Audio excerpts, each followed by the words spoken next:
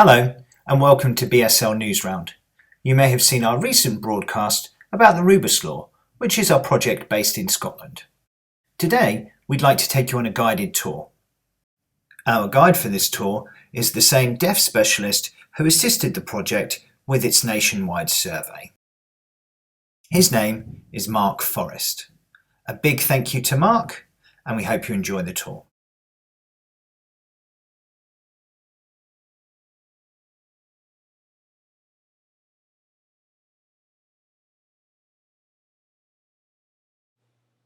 The Ruberslaw. Do you know where this is, in this grand, beautiful location? It's a place called Ellen. If you don't know exactly where that is, from Glasgow, it's on the west coast of Scotland.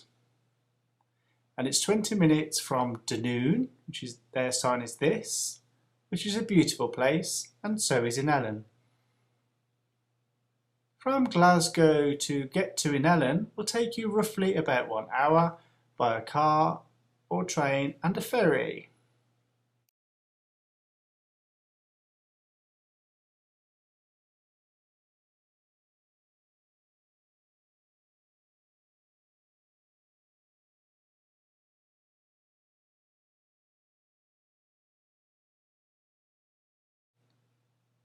This place is really huge. The Ruberslaw itself is situated in a grand total of 3 acres. It's massive. And also it has an additional special feature. There's a Scottish word, burn. I don't mean something burning or to burn. It's a variation of English and it means stream. And it's situated just over there. It's marvellous and it's unique.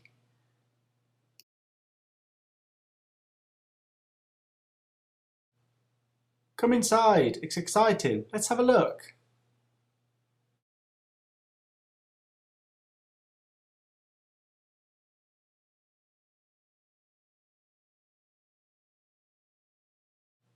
I'm going to explain to you a little bit more about the Ruberslaw itself. It has amazing traditional features which have been preserved and kept.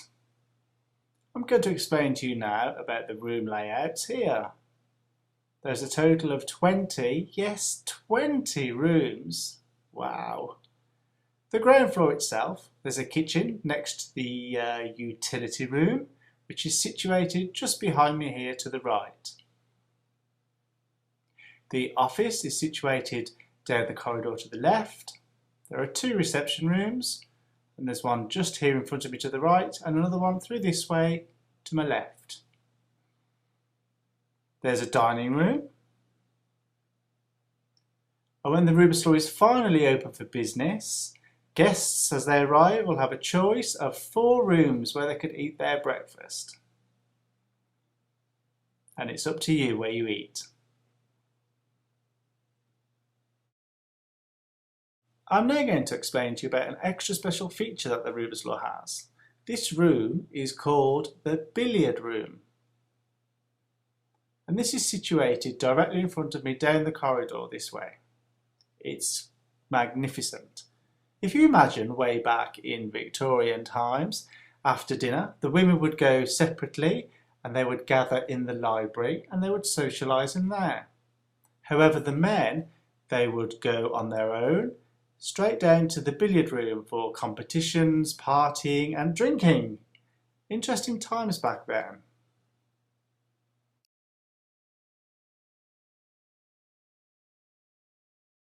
And now it's time for a bit of insight into the history of the Ruberslaw house.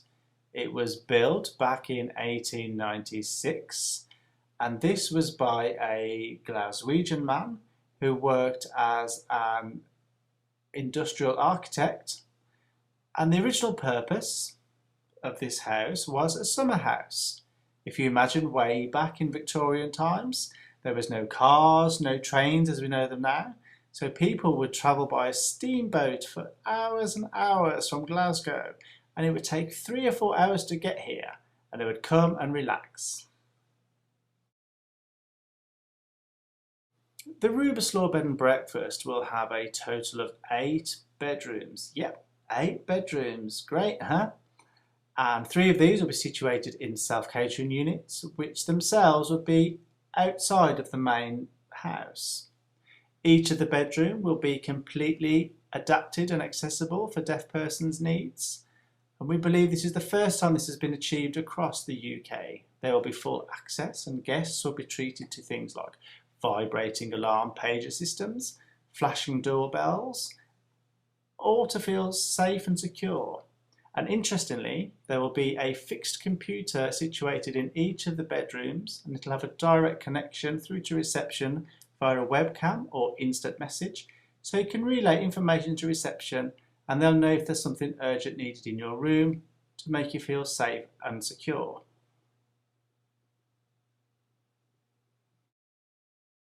Now let's talk about training ethos. This room here is the billiard room. It's perfect for training.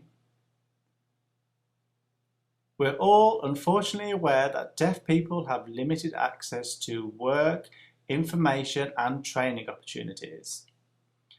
But we know that this is due to mainstream society having insufficient awareness of deaf people, not knowing about interpreters and structures and how things work.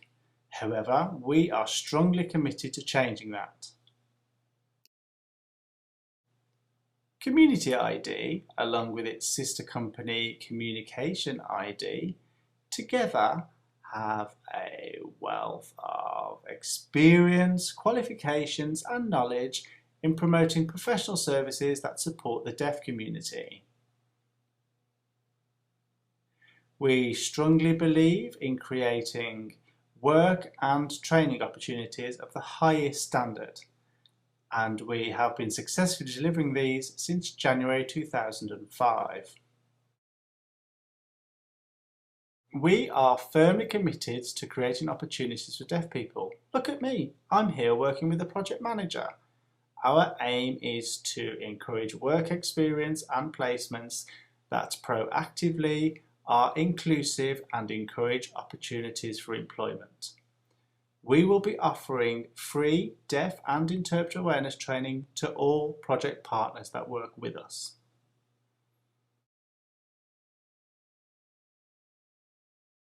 Apprenticeship schemes. We are now actively looking for partners that will support us in the following areas: hospitality, customer service, business administration, garden and groundskeeping, house cleaning and maintenance, ensuring everything is kept to good standard. And this will be following the MVQ and work programme structures. The outcome being invaluable experiences for people to enhance their future career prospects.